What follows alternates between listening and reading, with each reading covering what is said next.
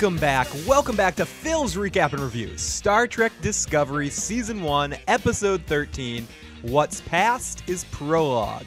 Past is Prologue. A good shout out to the Deep Space Nine episode. It's only a few seconds in the show before I make a Deep Space Nine reference. This episode is directly making the Deep Space Nine reference, so that makes me feel good. So maybe the episode is pandering to me a little bit in the sense that, oh, listen, we watched Deep Space Nine, but that's fine. I like it anyways. Wow, another great episode of Star Trek Discovery. I freaking loved it. Loved the pace of which this show is moving forward. I know this Trek show may not be for everybody as we start off the recap right. But I will say this about Star Trek Discovery, and this is either something you're going to be feeling or not going to be feeling, especially as the back half of this season has gone. This show has no chill. It does not wait. It does not subtly lead into things, and I think the Lorca thing was well littered and well developed to the point of the explosion that we get with the conclusion of it all last night. But like everything that happened with Giorgio, I didn't think it was going to go in that direction. I thought maybe she would stay alive and stay in the mirror universe so that we might see her again in later times. But the fact that Burnham brings her back through it all, does the "you're coming with me" thing, does the Star Trek 4 thing. We get a Star Trek 4 reference when the Seventh Heaven Mother hugs William Shatner and gets brought up to go fuck with whales. Holy shit. But this show has absolutely no chill. And when it has a thought, it completely completes that thought all the way through and then leaves you with the mess that's left there and how to build it up for the next episode. Wow. Another sort of, I'm not going to say a positive Voyager moment at the end of all of this. This is our second one where our ship ends up in a fucked up situation where are we? It's the future. Oh no! Ah! The Klingons have won the war! Go! Fuck! Dogs and cats living together, mass hysteria! But welcome everyone to Phil's Recap and Review. I'm going to be doing a quicker recap and review of this episode as I need to get my dirty ass off to work in a little bit. But I had to make sure I came out here today as I'm not sure if I'm going to have much time the rest of this week to discuss this episode. And I almost came out last night, but I was a little flabbergasted, a little under the weather, and it was kind of hard to formulate exactly what I wanted to say about this episode. But now having taken some time and thinking about it, I have sort of mixed emotions from a fan standpoint, simply because Lorca has been consistently since the beginning of this series my favorite character on Discovery.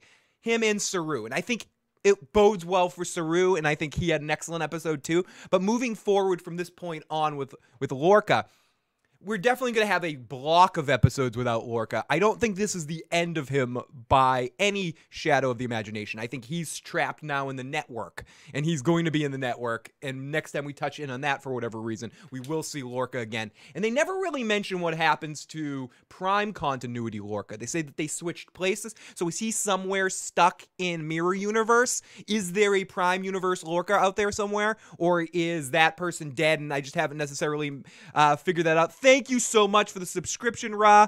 That means so much, motherfucker. And I look out of the corner of my side bumhole. I see I have the live motherfucking chat. We got Alex, we got it Broke, who are checking it out right now. And we hopefully have some other folks popping on in throughout the review. And if not, if you're watching this later, make sure you share your thoughts in the comment section about what you're thinking about Discovery this season, even if it's different than me, even if you're not feeling the show. I'd like to hear what you're not feeling about the show, what you hope to see more of in season 2 now that we're on, what is this, episode 13, so we have 14 and 15 left. So we have 2 more episodes left of this season, of season 1, which seems like it's going to be dealing with Klingon stuff. We'll talk about that a little bit at the end when we try to take a look at the preview for next week. But all in all, I think what I like about this episode, and I think this back half of the season of Discovery in general, is it manages to go at a breakneck speed of pacing. There's no hesitation for what they want to do. It's bang, bang, bang, bang, bang, bang, bang. It's like a prostitute on Christmas. Bang, bang, bang, bang, bang.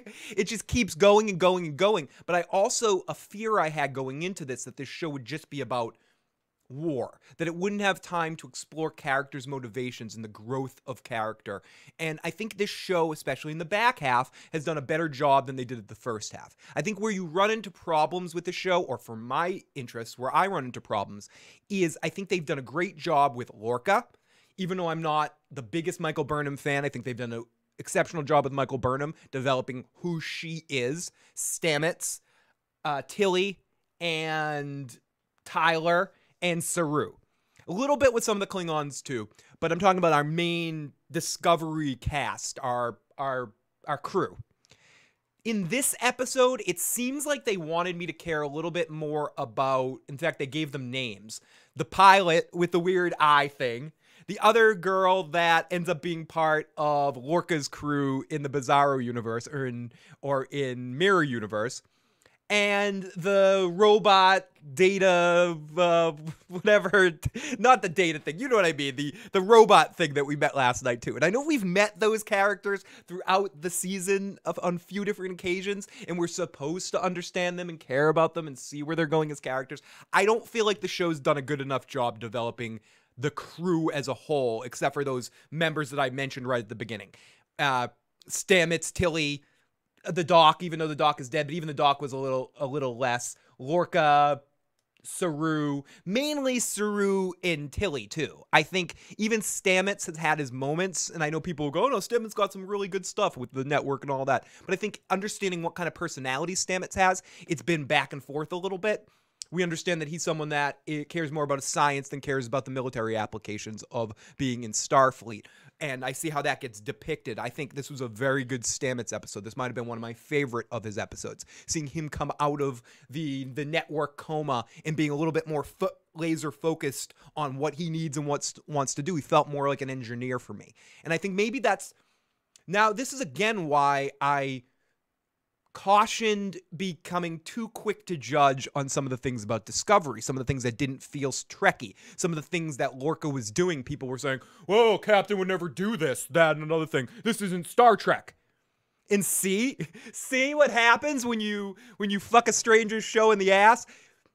This is what Discovery does, or has done so far. They let you think certain things, and they develop something in a certain context, and then later on, the story dictates why that shit is false. You can't always believe what you see. In this day and age of we have to have immediate hot takes about what we think about something, it happens in a lot of shows that get covered. Game of Thrones is a big one. There's people that just like, I need to come up with something to be different than everybody else. Here's my amazing theory, without even thinking it out or actually checks and balancing your thoughts in a journalistic sense. And I think with Star Trek, or even as a critical sense, and I think in Star Trek Discovery at the beginning, everyone wants to go quickly because Star Trek's their binky, and this isn't going to be another lay off Discovery. We want to leave Discovery alone. Because I get it's not for everybody, but there's the people that it would have been for, but you quickly judge. Well, no, they wouldn't do this in Star Trek. Prime Directive. Da-da-da. And it ends up being that Lorca is a fucking villain, is a scumbag that's been planning the long game this whole fucking time. And I like that a lot. And I like how it's been depicted, and I think it's been depicted really, really well into a way that at the time that they're showing you some shit, they already knew the plan ahead of time, but they're so convincing in the stuff that they're showing you that it's easy to go, this sucks. Then the action on this show. I can't not talk about how well the action and the combat is filmed. From a world that goes from Kirk fighting the Gorn or whatever it was on was it Cestus 3? No, I'm confusing two things. That was Cestus 3 was where Miles Edward O'Brien fought the Cardassians. But whatever. Even in Next Generation or Deep Space Nine, I love Deep Space Nine. I love Next Generation. The combat stuff, and in the movies too, almost comes off jokey. Like fake stage combat. Like, and I have a lot of friends that do stage combat. Sorry, no offense to you guys. But stage combat can come off really, really awkwardly sometimes and not seem like natural engagements of violence. And natural engagements of violence is something that Discovery does very, very well. When we see all the fighting, when we see Michelle Michelle fucking Yeoh. This is another thing I heard as a complaint for some people said at the beginning of the season. Oh, Michelle Yeoh was in that first couple of episodes. My friend Jeff said this. Love you, Jeff, if you're watching. Oh, I was good. I was so into the show, so into those first episodes. Michelle Yeoh, I love Michelle Yeoh. She's amazing. They kill her off so quickly in the series. Fuck that, Michelle Yeoh. Where is she? Bringing her back in the way that they brought her back. I said this a couple weeks ago. I think she as an actress is having more fun playing the Emperor, the evil-like character. The action scene that we got with her fighting Lorca and Stammet was in there, and then Lorca's number one. I blank her name. I have it written in my notes somewhere in the article that I'm going to be reading from. Thank you, comicbooks.com, for our recap today. It was a really amazing action scene. That moment when Michelle Yeoh kicks like behind her head, like I can't even do it. Can I do it with a toy? And she like kicks Lorca like up here. I'm watching this and I look at the screen. I go, is that someone else's leg? It almost looked so comical that someone else's leg came off, or she like ripped off a fake leg and like hit him in the face with it or something. Holy shit, that woman does some fucking amazing stunts.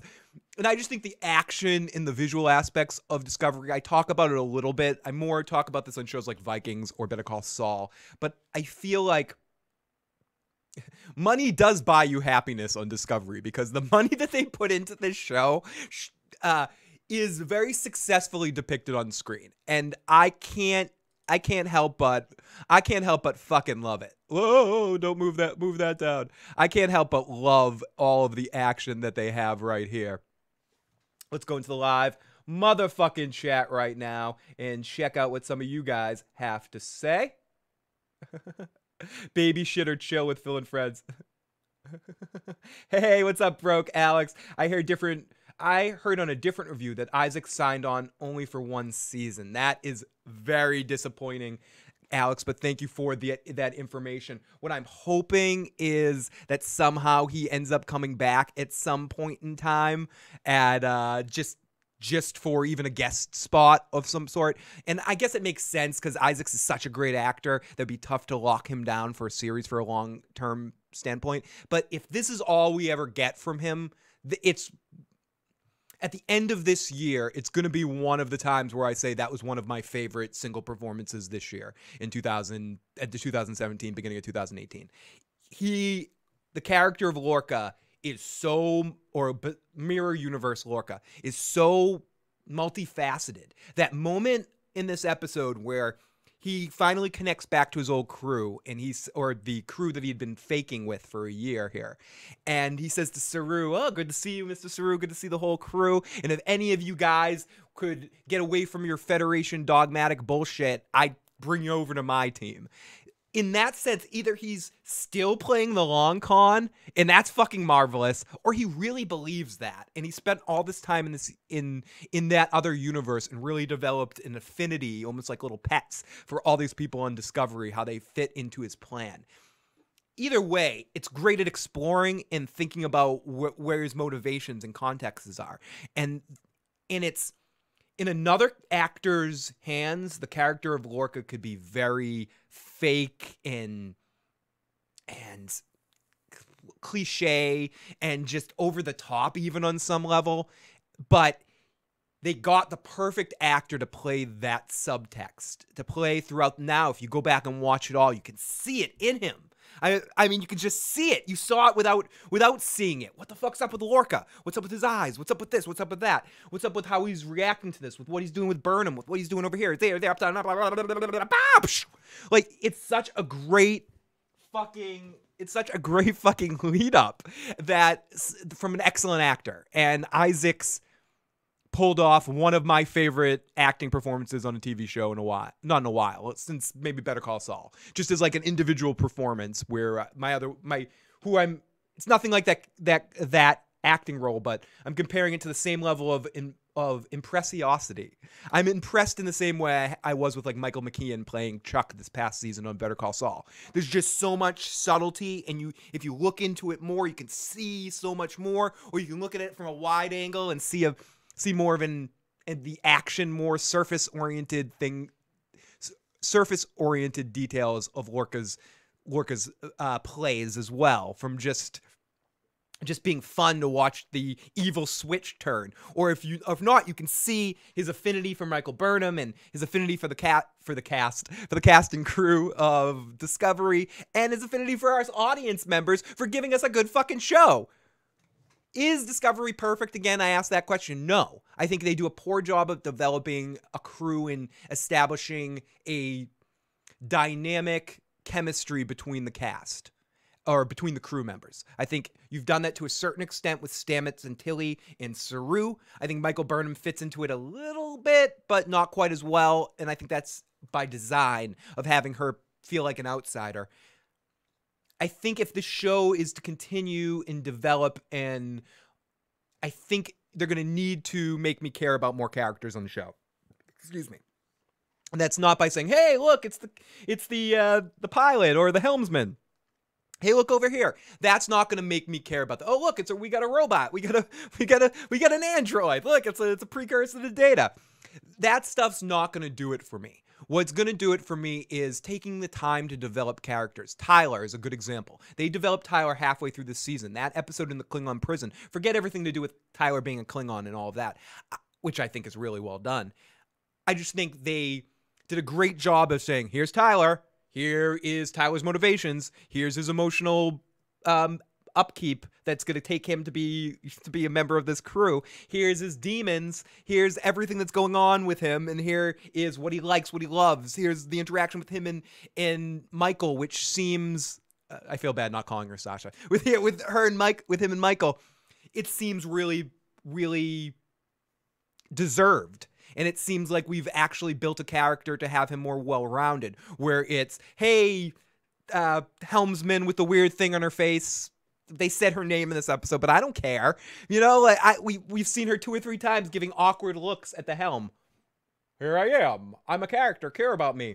Or a little robot dude. We pass by him. Hey, little robot dude.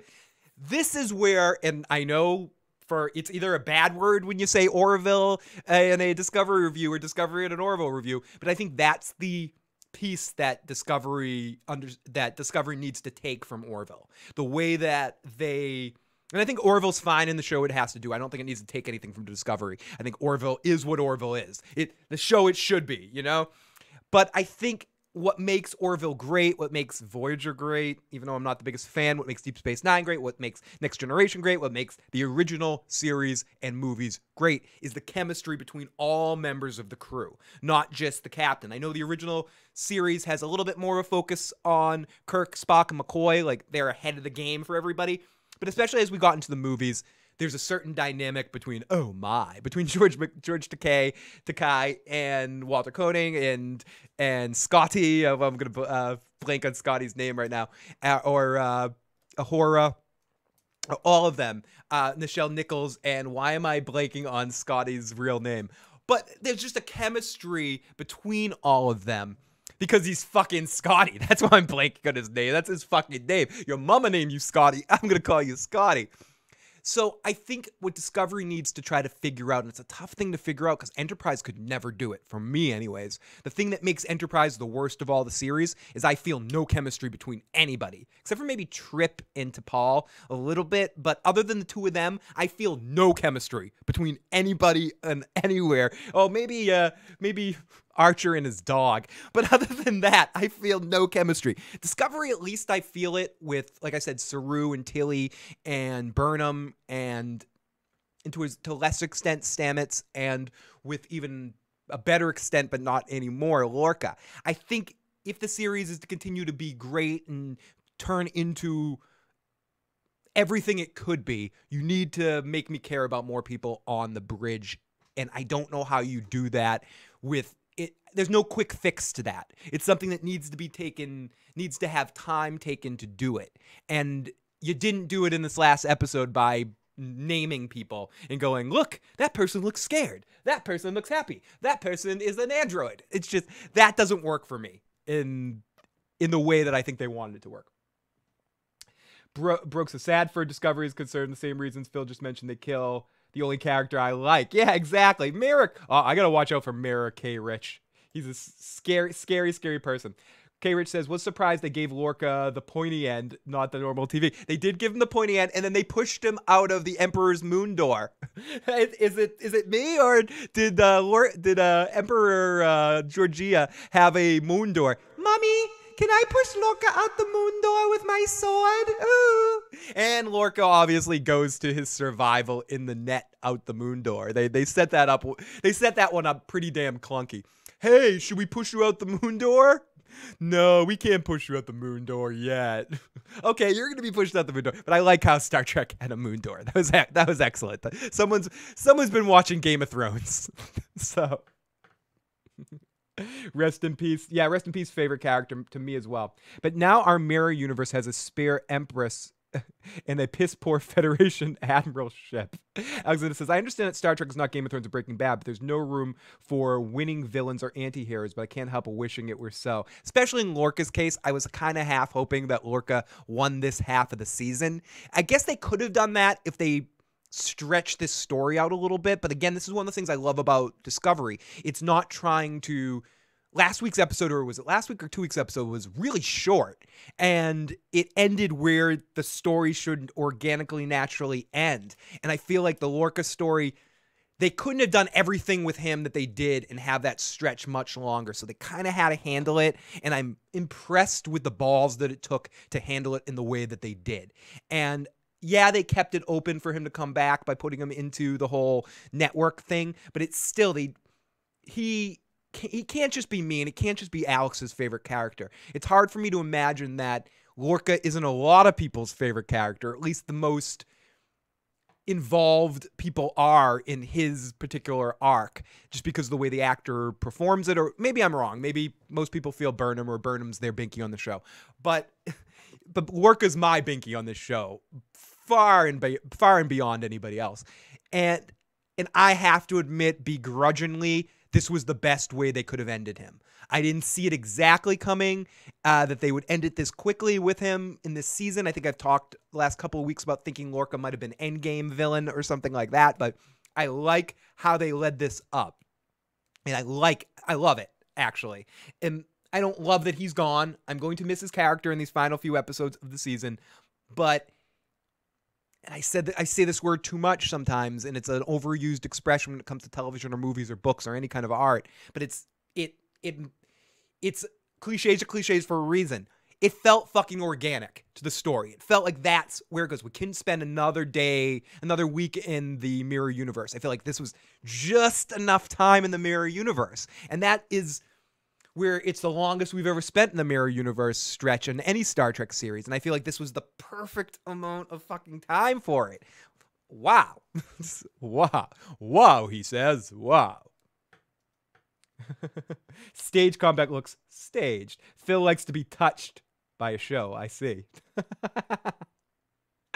Common, there's definitely chemistry between Trip and... Yeah, there is definitely chemistry between Trip and T'Pol. I think they're the only two to me that have chemistry on Enterprise. I think everybody else feels like, I am acting with you. But Trip and T'Pol, legitimate. I think Trip's probably my favorite character on Enterprise, and I think he generally has chemistry with most people just because of the way the actor is. I just don't think there's a lot of other checks and balances on Enterprise. D says, some think we could see Michael, Mirror Universe Michael, but I think Lorca gave her up for dead. Others hoping for Prime Lorca. I'm hoping for Prime Lorca. That's what I'm hoping for.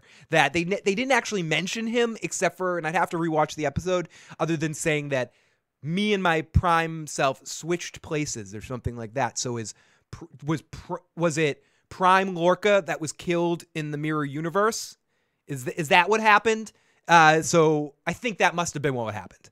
So they switched places, and then that Lorca was killed. So we're probably not going to see Lorca. If I was picking between apples and oranges, I'm more of a Babylon 5 kind of girl. Joe Dirty Locks is also a Babylon 5 kind of girl. I think that is his favorite sci-fi series and maybe his favorite television series of all time. So I keep trying to get Joe to do a series of Babylon 5 reviews, but maybe some point in time he will. I've never actually watched Babylon. it is definitely somewhere on my list of the show that I want to check out at some point. I understand the respect and love and admiration it gets from in Star Trek communities or in sci-fi communities. It's in some ways a lot of people consider it one of the best, if not the best, as you said in Joe. I just haven't watched it, so I don't have a good read on it. All I know is that Bobby Wheeler is on it, and also I think that Wei Yun is on it too from Deep Space Nine. So isn't George Takei on it as well at some point? So I do know that there's some Star Trek crossover stuff, and Joe speaks glowingly about Bab 5. So it is maybe something I will check out at some point. And nothing to say here, or at least get Joe and Katie to do some Babylon 5 stuff on the channel. So let's keep scrolling down. D says, I love an anti-hero, but when they drop that pillow talk, I couldn't help but clap her. I couldn't clap him anymore. What up, J-Tank? Great to see you. Great fucking comment, motherfucker. Yeah, bitch. Discovery. Yeah, bitch. Yeah, bitch. Yeah, bitch. Yeah, bitch. Yeah, bitch. Yeah, bitch. Oh, I'm so excited that this show is good. And some people can say, oh, you want it to be good. You're projecting. No, it wasn't. Unlike other Star Trek series where the whole first season is crap, this took, to me, a half a season. Now, looking back at some of the early half-season stuff, I think they bumbled the ball a little bit with not doing enough character development and certain things that they did. They went too Klingon too fast at the beginning. But I like that we've gone through a couple different arcs here and there. I've said this a million times, and I'll say it again. From the Klingon prison episode on, I feel like Discovery has been on a trajectory up, and it keeps getting a little better and better every week, and I do appreciate that. And I'm totally excited and very upset that we only have 2 more episodes this season, and I hope they can keep this up in season 2. And I don't know if a lot of it was because of my love of Lorca. That's where I said at the beginning of this podcast, I'm a little worried with losing Lorca because he was my favorite character. So moving forward, who's going to give me that edge? And I don't know quite yet. Could it be this new Admiral? Could it be Klingon stuff?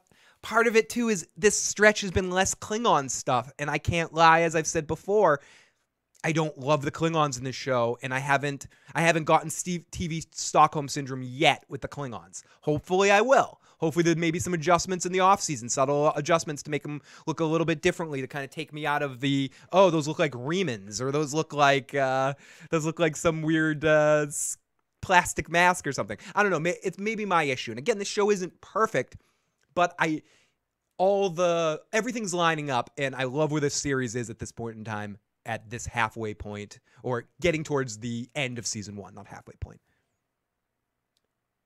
Babylon 5 is great season-long arc drama.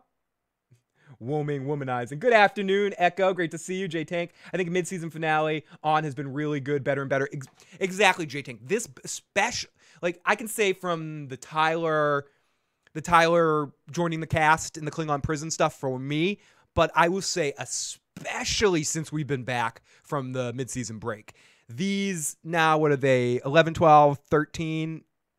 Yeah, 3 episodes. Is it 3 or is it 4 episodes? Whatever. Since we've been back from the break, it has been a degree better, a degree warmer than anything we've had before on Discovery. The edges are a little tight. Going into this Mirror Universe arc has been the best storyline, but some could say now that this whole season has been a Mirror Universe arc, just finally getting closure with the Lorca thing. I guess I just think they could have hinted at it, let it up a little bit better from go, and made this payoff. I'm not even gonna say make the payoff better, because I feel satisfied. I just mean some of the stuff with the crew that they did in this past episode, with Lorca talking to his crew and seeing all the crew emotion about how they're reacting to their captain not really being their captain. If we had a little bit more time seeing some relationships he had with members of the crew, or that developing a little bit more, maybe a little bit more interaction at a 10 forward or something. I don't know exactly how you do it. I'm not a writer.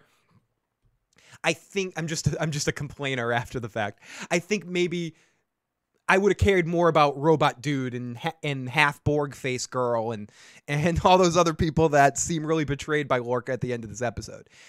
Saru, I can't talk enough about how amazing of a character he is, the way he stepped up in this episode, and the way that the character and the actor have stepped up playing this character throughout the series from the beginning time when we first see him in the prologue, that in the first 2 episodes of the prologue, whatever you want to call those, to see him now taking control as captain and really trying to sense of community. Like, this isn't Lorca's ship anymore. This is our fucking ship. Let's shove the fucking Discovery up his ass. Yeah, bitch. It's just, I like him.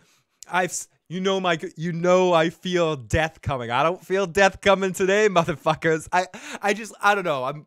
I know I'm fanboying out a little bit here in this beginning half of this in this series, and I know some could argue that I have a lot riding in Star Trek love because I am a Star Trek fan. I'm a Trekker. I am, but I think the thing you deal with being a Star Trek fan is not every Trek is for you. I will say till my head explodes, I'm sorry, fans of it. I hate Voyager. I think it's good. I think it's well made. It's a well-made series, not like Enterprise, which I'll say those first couple of seasons of Enterprise is crap and a stick. Then it became an okay show that I didn't necessarily love, but the last 2 seasons of Enterprise are a lot better than the first couple. So, but Voyager, I just don't like it. I don't like the cast. I don't like enough characters on it. I like 7 of 9. I like Tuvok. I like Balada, and I like the Doc. That's it. I'll watch their episodes over and over again. I hate fucking Janeway. I hate Quixote. I hate Kim. I hate fucking Tom Paris. Yes, I hate Tom fucking Paris. I hate all of those characters. And I hate fucking Neelix is the worst character in all of Star Trek. And Cass is, or whatever her name was, Cass is like right behind him. So I don't know. I'm not a big fan of that. So I'm not, oh, it's Star Trek, I'm going to like it. I don't like the JJ films. Action movies with Star Trek skins. I don't like any of the 3 of them. Third one's maybe a little bit better, but still, I don't like any of that crap. Fuck you with that crap. Discovery and Orville, for that matter. I like both shows. I think both shows have greatness within them, and at moments show it. And Discovery has been more sneaky great for me. Like, watching it, this is okay. Whoa, okay. Whoa. To the point with these last 3 episodes, after each one of them, the episode ended, and I turned, and I go, holy shit, this show is getting good.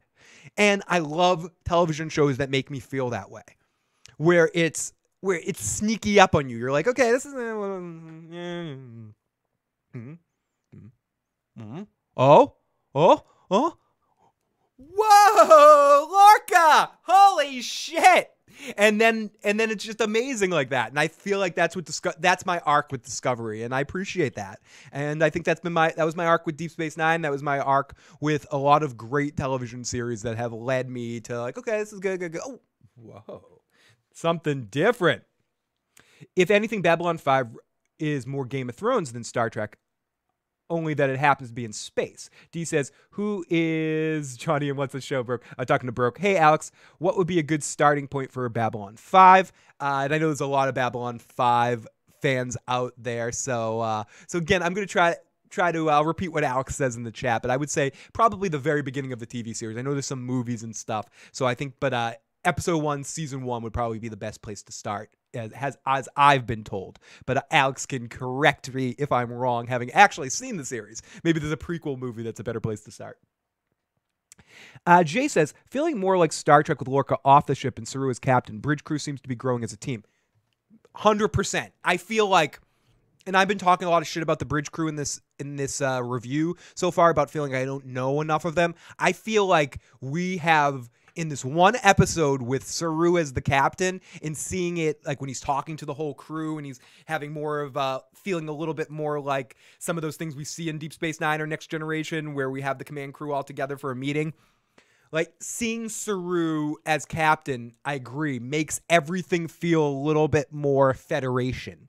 And I think, and again, this is one of those things that people complained about at first, but now I see was done for a reason, similar to Yesterday's Enterprise, when we're in the Yesterday's Enterprise timeline and everything's darker and a little different when we're in the wartime.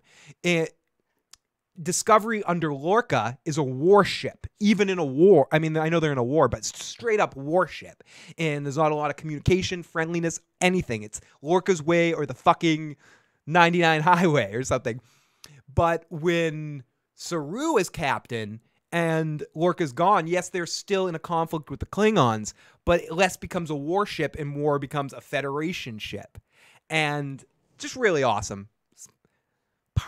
Little side note. No, I just had a total side note that I should probably save for my Deep Space Nine review, because I just started to rewatch the episode Emissary for my Deep Space Nine review. But one thing occurred to me briefly that I just want to share. It's a complete aside. Cisco's wife dies in the first episode of Deep Space Nine. It's not really a big spoiler. The whole series is about basically focused on that. It happens within the first 10 minutes of the first episode. In the whole beginning of Deep Space Nine starts at Wolf 359, I think it's called. The battle where they all go to stop the Borg, led by Picard, or Lucletus of Borg. Oh, God. I can't say words right now. Locutus of Borg, excuse me, Locutus of Borg. When it is being led, they go to stop the ship, and they all, they try to pull a barricade and stop. And Cisco's on one of those ships, and his son and wife are in the attack. His son survives, his wife doesn't. My question is, the Federation, I know they have they often have families on board, but if you're on a ship and you're going off to go to someplace called Wolf 359, and it's gonna be a big battle to stop the Borg, and you know how dangerous the Borg are, don't you drop the family off first? You're close to Earth because you're getting closer to Sector 0001. So wouldn't I assume that you wouldn't keep the families on while you engage the Borg? You'd send them off in shuttlecrafts, or you'd do something before that point? I don't know, maybe I'm stretching here, but rewatching it, I'm like, wait a second. They knew they were going to this fight. You find out in Next Generation that we're all the forces are gathering in 359 in the Sector Wolf 359 to gather together to try to stop the Borg with one big push. And Cisco's in that fleet, but they keep their family on the boat, on the ships too. Like, if you're going to this kind of battle, you drop the kids off first, but whatever. It's just a quick thought while I was watching Deep Space Nine, and I'm like, wait, shouldn't they have dropped the kids off first? Because we've seen in several other Star Trek stuff, when you're leading up into engagements, it's like, okay, all the families need to get off the ship right now. But whatever, it's a minor issue, but it was just something that occurred to me in my rewatch. Babylon 5, I just binged it recently, and I followed the viewing order suggested by Google. Some episodes of movies might be a bit fillery, but you can multitask while watching. So definitely check out Google Babylon 5 watching order for a better watching order. So let's continue. Locutus of Borg. Tits, man, it's tits!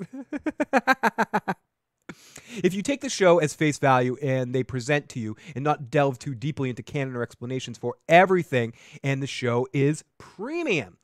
D says, I wanted Michael and Giorgio to fight because I was feeling a little petty, but to make up and team up against Lorca, but Frakes direct everything. Can Frakes just direct everything Star Trek on Discovery? I fucking love Jonathan Frakes, and I am going to reward him for being the person that made this show awesome again, just because this all started from Frakes directing it. So in my imagination, it's gonna be like Jonathan Frakes walks in the door, is like, hi everybody, this is Lieutenant Commander, this is Commander Riker here, and I'm going to write this ship.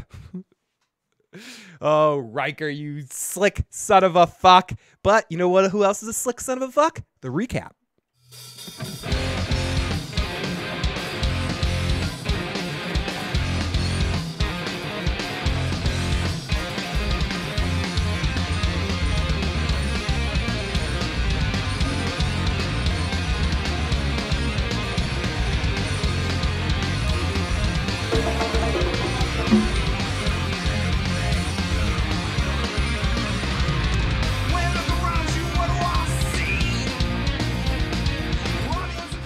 Oh yes, it's time for the recap, baby. Oh yes, it's time for technical difficulties too. In the technical difficulties in the recap. That's my favorite time of the show. Here we go. So, as I try to catch my breath, motherfucker. But please, please, please, please let Jonathan Frakes direct more episodes. I think on both shows that are around right now, I think he directed one of the better there's a lot of really good episodes, but I think he directed one of the better Orville episodes too, with Charlize Theron. So don't forget to vomit in the pillow talk. Okay, so let's get into this recap of this episode. So the episode starts off with Lorca speaking to his followers after freeing them from the agonizer booths. One is Mirror Commander Landry. Okay, so, excuse me. Landry is one of the characters that they want us to care more about than we do. I don't care about Landry enough. I care more about Mirror Universe Landry than real Landry. They flash back and they show us real Landry, and it's like, oh, hi, there's real Landry. Okay. Why should I care about her? And I think Landry is one of them, as well as the other ones I've mentioned, that they need to do a better job of developing these characters for me to care more about who they are and their motivations. Motherfucking recap.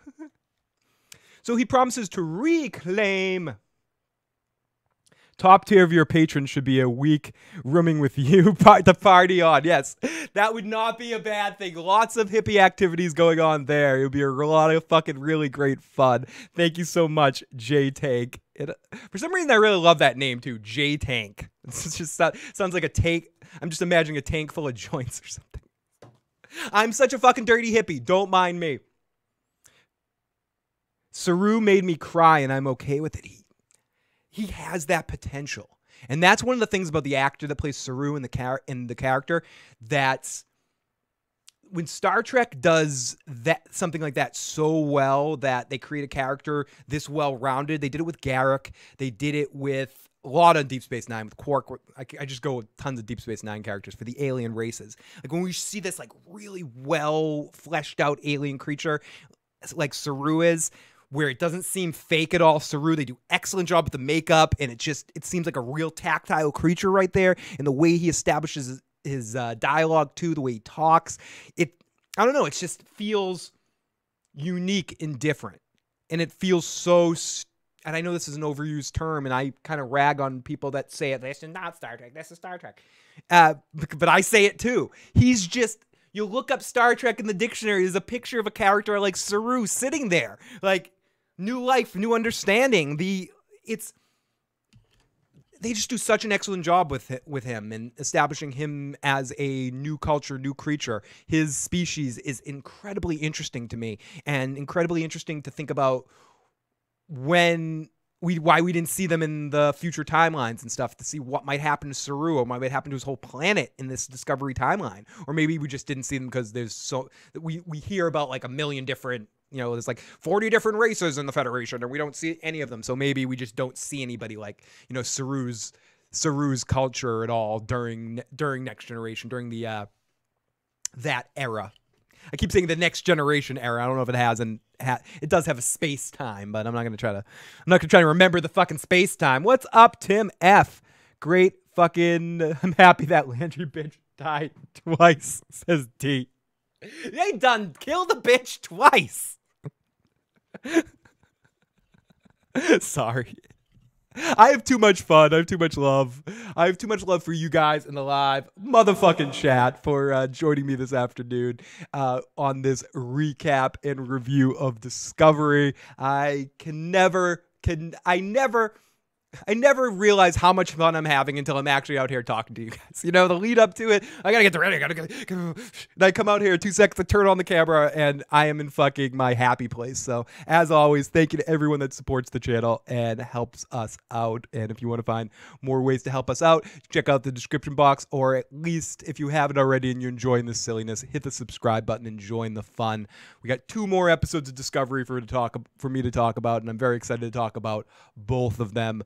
And I didn't talk about every episode of the first half, but these final 2 episodes, I will definitely be out here for recaps and reviews, and then all next season. So let's hope Discovery keeps at it next year. And if it doesn't, we'll call it out on its shit too. If it turns into shit, we're gonna fucking take that shit together, guys. So thank you so much.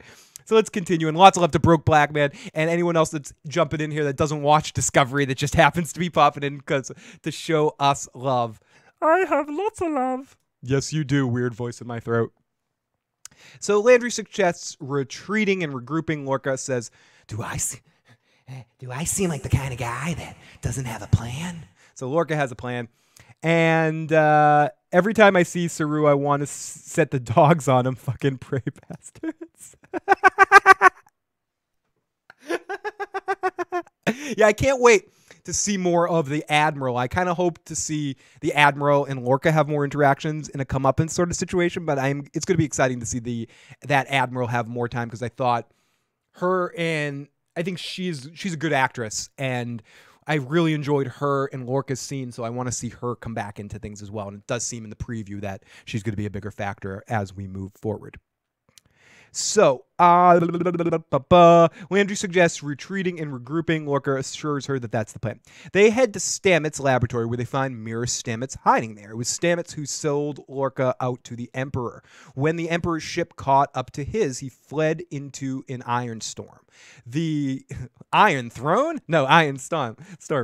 Lots of love, Ian, and thank you for the shout out on Twitter about being one of the Discovery people doing reviews on Discovery. Really appreciate Ian Throne and all the support he gives to all creators on YouTube, or a lot of creators on YouTube, and promotes us at Phil the Issues Guy, which is all I really care about. No, but thank you, buddy.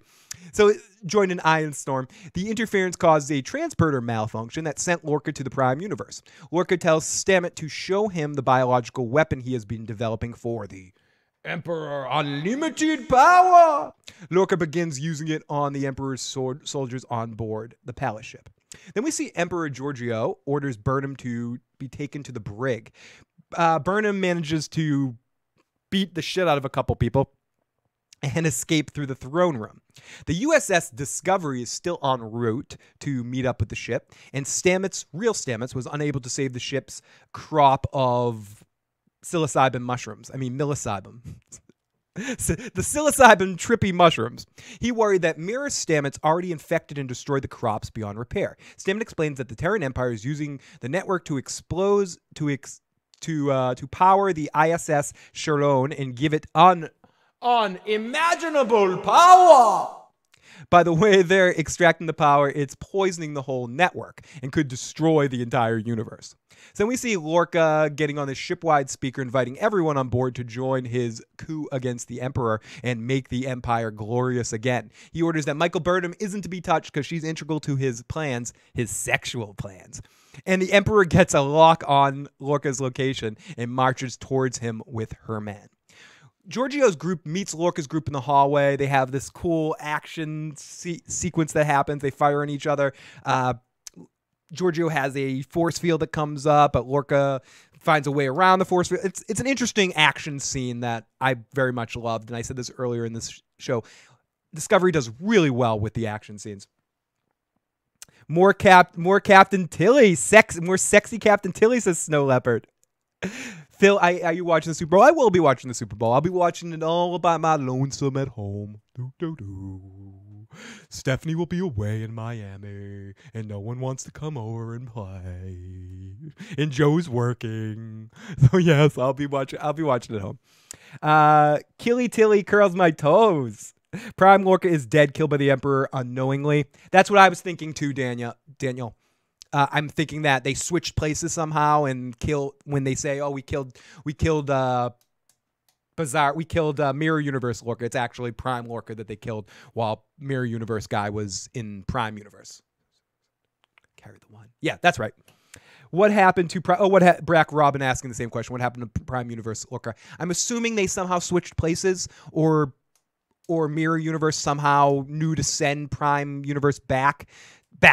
I'm going to send you back to the future. I think they switched places, and when they say that a Lorca was killed in Mirror Universe, it was actually Prime Universe Lorca that was killed there. Somehow they switched spots. Freaky Friday, was that Freaky Friday? Vice versa, like father, like son. They somehow switched spots. Prime Lorca is trapped with Mirror Michael.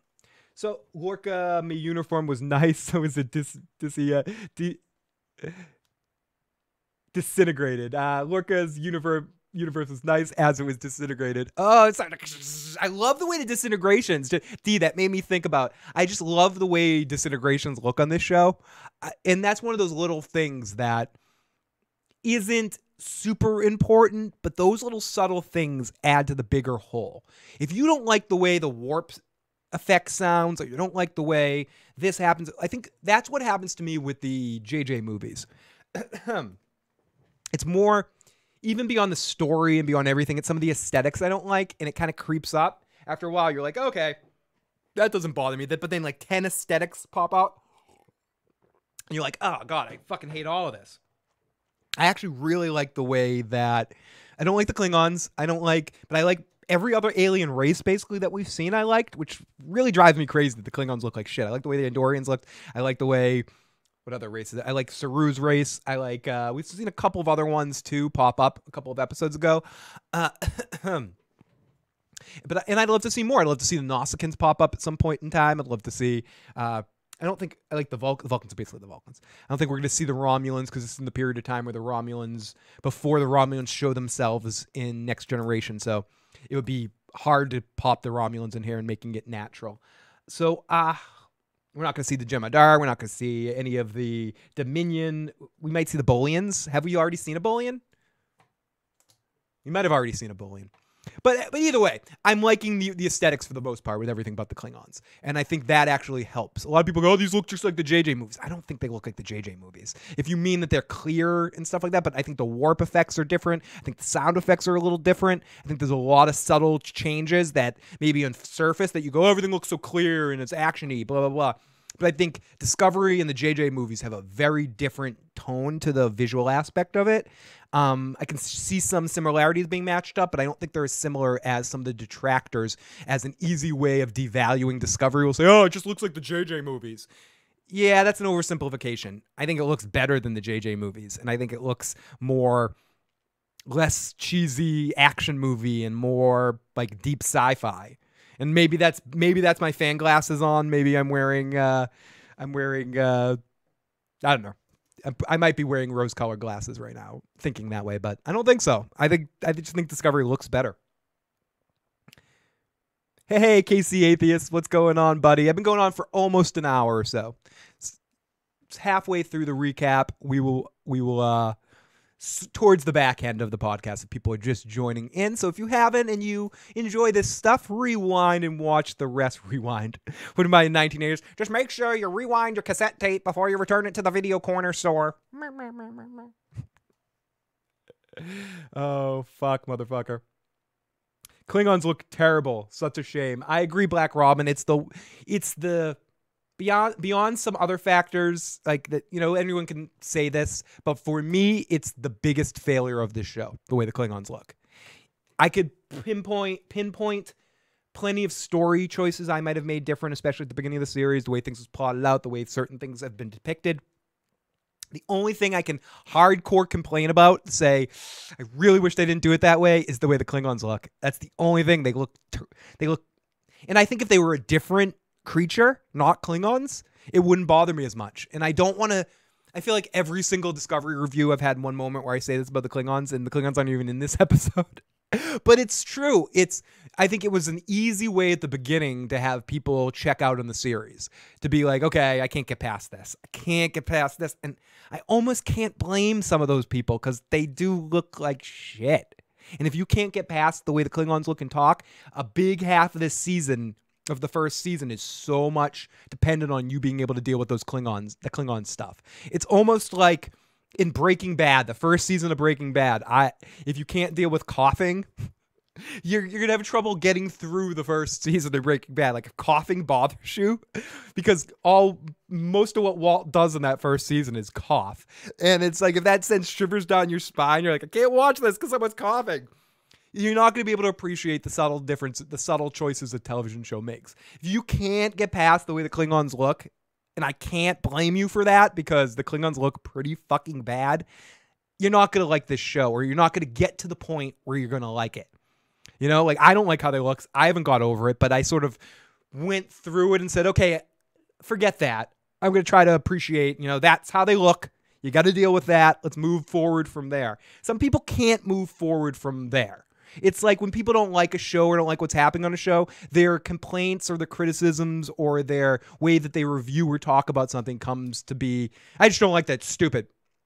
I know it's stupid that happened. Okay, and that stupid thing happened. Let's talk about this moving forward. It happened to me a couple times talking to some folks about Game of Thrones this past season when they're like, no, it's stupid. It sucks. It sucks. It sucks. Stupid. Okay, it's stupid. It sucks. It sucks. It's stupid. I get what you're saying. Now that all of those facts that you pointed out are true, can we talk about things moving forward and like how things will be affected with the things that we know, even though you think that they're stupid? They're like the facts of what's going on. Let's move forward with those facts and or stop watching and don't talk about the show. And it's the same way with Discovery. It's like, yeah, the Klingons look like shit. They do. I think they look like shit. I'm willing to say that 90% of the people that watching the show think the Klingons look like shit. But at least, I'm making up numbers here. At least 40% of that 90% said, okay, I accept the Klingons look like shit. Let me see what else this show has to offer. And I think that's the thing with Discovery. Like, it does have some shit around the edges at the beginning. The Klingons are a tough sell, but there's such a great show within. Hoping more than pursuit. Echo, their voices are grating. Yeah, the voices are grating too. Stephanie hates the voices of the Klingons more than the look themselves. Klingons looked better in the original Trek. I agree. I agree that those Klingons looked better. It's just a tough sell. It's a tough sell for people that are, when you like something so much and you want to try to get other people into it, but then you're like, oh, you should check this out. Oh, is that the show with those shitty looking Klingons? Like I have a couple friends that I know like Star Trek. They're not as obsessive as me, where I'm like, oh yeah, Discovery's on. I'm watching. It's fucking awesome. Blah, blah, blah, blah. Oh, that's the show with those shitty Klingons. Ugh. And you can't really battle that. Yep, the Klingons look shitty, but you totally should watch anyway. I mean, it's either someone's going to get past it or they're not. I've seen terrible Power Ranger monsters, so it doesn't bother me. And that's the thing. Like, everyone's mind, everyone has a stupid versus good scale. That somewhere on that graph, you jump off. Where it's like, stupid, great. Okay, it's stupid, but I can deal. It's great. And then it reaches a point of stupid or uncomfortability for you, and then you jump off. You're like, oh, I'm done. Everyone has a point like that with whatever show that they're into. There's a point that's your jump off point. And Klingons weren't bad enough for me to jump off. If they introduced like a Klingon, someone that's like, that says he's not Khan and he ends up being Khan, and then he's Benjamin Cumberbatch, and he gets into a fist fight with Spock at the end after Spock yells, Khan. That's my stupid point. That's where I jump off and go, this is shit. This is shit. I will not watch this Into Darkness ever again. Bad movie. Bad movie.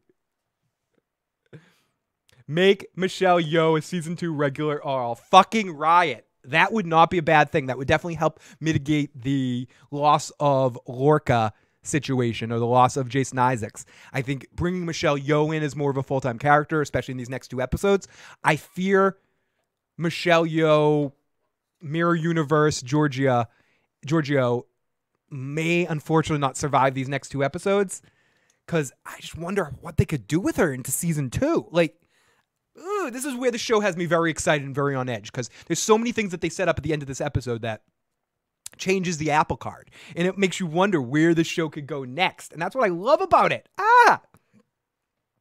Cartoon looking like Klingons. I heard on a different review that she signed on as a guest star, and Isaac only signed on for season 1. I'm hoping that information changes and they can re-sign some of these folks for those 2 especially, because they add a definite level of depth to the show and credibility to the acting and the performing and the stunts on the show that I would be remiss without. Is that the correct? I would really miss next season without replacing that or continuing that strong energy. It definitely may help Burnham deal with her mummy issues. Mummy. Oh, mummy. Mummy. I hope it's, because I think both those characters and both those actors, I think Sasha's doing a fine job as Michael Burnham. I think, I said it before, I get why they were thinking casting her as a Vulcan human or human Vulcan, whatever you want to think about that. a human trying to hold back emotion, something she did very well in the character of Sasha, or depending on the person analyzing it. I think for the most part, she played the character of Sasha really, really well. And I think you can see where they took A from B. Still think they could have probably cast a couple of better people in that role, but whatever. I'm just not a huge fan. I just don't think it's 100%. She's just not my favorite character on the show. I'm talking around it. I don't necessarily love Burnham. And as the show focuses more, if the show decides to focus completely on Burnham, like it did at the beginning half of this season, I think that's a mistake. I think where the show has more success, and I've said it, I've repeated myself a couple times here, it's in developing the cast more, expanding your emotional investment in more of the people of the bridge crew. What they did with Lorca was huge in making you care and relate to Lorca's character, Giorgio too. And I think you need to continue that. Whether it's bring another admiral on, bring another captain on the ship or something, because Saru isn't ready, or Saru dies, and you need to bring in someone else. I don't know what you got to do to keep up that level of edge. And I think Michelle Yeoh and Jason Isaacs have had that edge. And I hope they can continue that and don't fall back and having too much time spent on Michael Burnham, because I just don't think she's compelling enough of a character to carry a show as the main character. I know she is our main character, but I feel, in my opinion, what's part of what's made this back half of the season even better is that the show has seemed like Lorca's a main character. Like Saru is a 1B type of character. Tyler at times has felt very main character-y in certain episodes. Burnham a couple times has felt back burner-ish and popping up when her characters needed to do Burnham-like stuff. And I just don't want there to be too much Burnham. And because I feel like she's an easy burnout for me. I'm not completely invested in her character, so the less they give her and the way that they've done her this back half of the season, I think the relationship with Tyler humanized him. A lot of times people would say, oh, romances are stupid when they put him in shows. I think the romance between Tyler and Burnham helped out my caring about Burnham, because it should, because she's a Vulcan, and I guess humanizing isn't the best word, made her more relatable to me, made me understand her a little bit more, and get inside, just like Tyler, get inside her a little bit more and sort of be able to just care and be more invested in her character. And I think it's all about the way she's interacting with other characters. So I hope they bring in, if really Giorgio is gone after this season and only going to be a guest character, somehow she goes back to Bizarro World, or somehow she gets her own ship or something and she pops up every once in a while. I don't know. I hope they replace what those people did on the cast, and that's maybe bring in other people or promote other people that are already on the show to develop them more deeply as characters. More Michelle means more Michael. Their relationship is at the heart of the show, says Daniel. Phil, are you hating on Burnham's fade? Shame. I want a crossover story with Captain Pike in the Enterprise next season. It very well could do that. Captain Pike would be a very interesting character to be introduced, because we're so close with these prequel series. We've never been so close to another cast. So that's where we've been lucky enough, or lucky or unlucky, depending on your perception, of having Sarek on the show. And I agree. Having Michelle Yeoh there means more of Burnham, but then at least you have another character to bounce off, that interaction between the two of them, not just Burnham's feelings of not fitting in. You actually have Burnham dealing with her mother issues, like you did with Lorca, having her deal with her dad issues or her family issues and all that sort of stuff. I think Michael Burnham works best with another character working off of her. When they work Michael Burnham alone, I think it's a little dry. I don't know if that makes sense, or I'm contradicting myself several times in there. Hey, I talk in a podcast loud and obnoxiously. I'm bound to contradict myself 77 times a podcast. But you're right. The more we see Michelle, the more we see Lorca, the more we have to see Burnham, and I appreciate that when we see Burnham and how she interacts with others. With Saru, Captain Jokester will spray predator piss in the ventilation shaft. Oh, we got our buddy Lopez in the live motherfucking chat. Cakes on? Why do I see you with a different name when you leave comments? Good to see you, buddy. Hope they bring on Earth Prime Lorca. Is that? Oh no, it might be someone completely different. You're at the distance that I'm looking at the photo. You looked like another commenter. So I need a fucking sandwich. I haven't eaten a sandwich yet. This is me sandwichless, motherfucker. I'm gonna spin the wheel myself. Ah, Phil, eat a sandwich. It's great to see you, buddy. Great to see you. Okay, so it is. I'm like, I know you. I know that face. I know that face, motherfucker. Great to see you, Lopez. Great to see K-Rich. Great to see Alex. Cow oxen. I love it. Cow oxen. I have to, as people that have not been watching my show long enough know that I need to have things spelled phonetically, and even then I can't pronounce them. Phil needs a sandwich. You knew it. This is when I'm like this. Ah! How did Lorca not bite Saru in the neck the whole time he was number one? I know. And how did he not feel that at all? I agree with you. Saru needs to check to make sure his detection thing. I guess because Lorca never was going to kill anybody on Discovery. Or not kill Saru himself. He was more grooming Saru for captainship in that moment, and knowing that one day this would happen, which leads to what I was saying before. We haven't got to that scene yet, but when Lorca's talking to the crew of the Discovery and saying, hey guys, I respect all of you. I'd have all of you. I've trained all of you. We've been through a lot together. I'd have you all in my crew if I didn't think you were drunk on the Federation. So perhaps on some level, Saru was never in danger of Lorca. It's just that he was lying. It's not like he has a lie detector back there. It's just feeling death and feeling danger. Could Michael sacrifice her life to end the war? Possibly, but I think if I have to rewatch the season, but I almost want to say there was an attempt of trying of something like that before. But the Klingons at this point, it's all the houses of...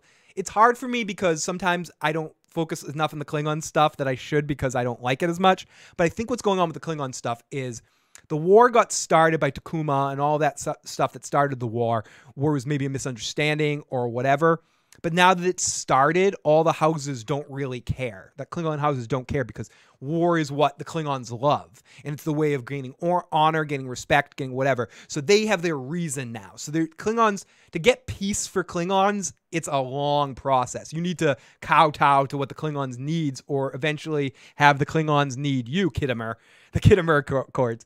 But eventually you need to have things turn around to end that conflict. And from what we know in Prime continuity, that conflict doesn't end till Undiscovered Country, until the Chernobyl Klingon disaster that the Federation ultimately saves them in and helps them out, which starts the foundation of the Federation Klingon peace treaties. So once Klingons feel war and taste the war, that's their default mechanism. Klingons crave it. This is their default life. This is their peace. Klingons are only at prime Klingon when they're fighting. So the reasons why it all started, even if Burnham gave herself up, I think the Klingons would be like, okay, cool, we'll kill her, but we're still going to kill all you other motherfuckers because the war started, Peacock. There's going to be casualties. Like once it started, once those dominoes have fallen down, there's no stopping the trajectory of Klingon rage and Klingon war, because battle is what they do. Not every single Klingon, as we've learned over the course of understanding the Klingons. There's definitely Klingons that believe in peace and poetry and all that stuff. But that's not the underlining trait of the Klingons. So, indeed, Phil, Lorca wasn't a threat to the original universe Discovery. Excuse me. Even with the blowing up the world thing, that was more of a Stamets thing than a Lorca thing or a Georgia thing. J-Tank says, they build this show as focusing on Burnham as the number one rather than the captain. So I feel Saru will be captain and Burnham will be number one. I hope that's the case. I I think Saru would make a very interesting captain, especially in the dynamic that they've already set up and done a really great job since the first episode at setting up the dynamic between Burnham and Saru. I think that's a very interesting captain first officer dynamic if they eventually upgrade Burnham back up to first officer, or essentially that's what she's doing, even if she's just special advisor Burnham. I can't wait to see the interactions between Saru and fake Giorgio. I think that's going to be say fake, but mirror universe Giorgio. I think that's going to be a very fun interaction to see, and I'm very excited to see all of that. Okay, so let's continue here. So Giorgio's group meets Lorca in the hallway. They open fire at each other. Lorca's group wins in a firefight, but Giorgio makes an emergency transport to get away. Stamets says he can disable her ability to ever do that again. Mr. Stamets. And through this whole section, it's very comical too. And this is what I'll say about Jason Isaacs' Lorca. He never plays like mean, rageful too much. There's always this sense of like joy to it all. And maybe it's just with me and my enjoyment of the character and the actor. But he had so many great one-liners in this episode. I'm not even going to try to recreate them. But him talking to Stamets and Bizarro Mirror Universe Lorca, the one we've known, is just such a crackly bastard. You know, he has so many funny one-liners, but he doesn't cave right into that cheesy, like in the way that Deep Space Nine is often to portray the mirror universe, with this like overly stupid, I am evil, blah, blah, blah sort of thing going on. Lorca is a very well-developed character and very... in his humor, the way his humor balances his rage in that part, in his way of like finally being back in his own shoes. It goes to like, if you're in somewhere where people are hold constraints on you, then suddenly you're put in a situation when I have to guest on a podcast that I can't swear on, where I'm like, golly gee, man, or I do my job where I'm a entertainer as well, where I entertain kids and I can't say any bad words, and I don't. I'm like, golly gee. Zippity doo dah, blah blah blah. You know, I say like random things like that instead of saying swear words. Then I come out here for the first time doing a podcast after doing that, and the curtain is lifted, the constraints are off, and this is like when you guys watch my podcast, this live stream, especially when they're alone cast for me, I'm basically just going stream of consciousness. I don't really have a lot written down or don't know what I'm doing. I have notes that I basically stole. Sometimes I write my own notes. Most times I do. But if I do something the next day or on a show like Discovery, which it's easier to do this, I'm looking at, I said, comicbooks.com's article on the episode, and I'm reading it and then doing like, you know, reading off of it. But so it's like, oh, I'm swimming perfectly. And you get that kind of feeling from Lorca that, oh, I've been stuck with all these constraints, all this Federation crap. And then immediately in this episode, it's like, okay, this is me. And I love seeing the real him. Why am I doing this? I love seeing the real him. Stamets had some great one-liners too. Great episode, but why Lorca was... But I don't buy why Lorca was so into Michael. The only thing I could say about that was he had a relationship with Bizarro Michael. I don't know if that was completely clear, but him and Bizarro Michael were a thing, were a couple. And he convinced Bizarro Michael to betray Bizarro, and by Bizarro I mean Mirror Universe Giorgio. And she was killed in the process for whatever reason. So then Lorca somehow was transported back to Prime Universe, then finds out there's another Michael Burnham, and she's in a prison cell, so she's probably just as fucked up in her head or just as easily manipulated or whatever as the other Michael. So Lorca came up into mind in his head, oh, I know what I'll do. Instead of just going home, I'm going to get my girl back. Since my other girl is dead, I'm going to get my fake girl, and you know what? Since we're magically connected on some level, she'll know, and we'll have a connection again.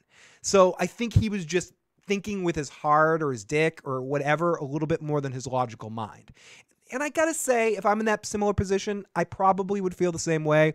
If one of my strong emotional women that I've cared about in my life and I'm still with her, I'm like, you know, we're a couple, we're hardcore together, something happens to her and she's killed. And I find out there's a Bizarro universe or an alternate universe where suddenly I see alternate universe Susie Q. And I'm like, alternate universe, Susie Q, you're my best lay ever. Oh my goodness, I love you. You know, I'm going to marry you. And I'm going to try to wrap it around my little fucking head that she's actually the same person. They experiment with this. They explore this really well on Deep Space Nine in both the Kira episode with Bareil and the Cisco episode with Jennifer, where it's in Cisco and he's talking to Kira the next episode.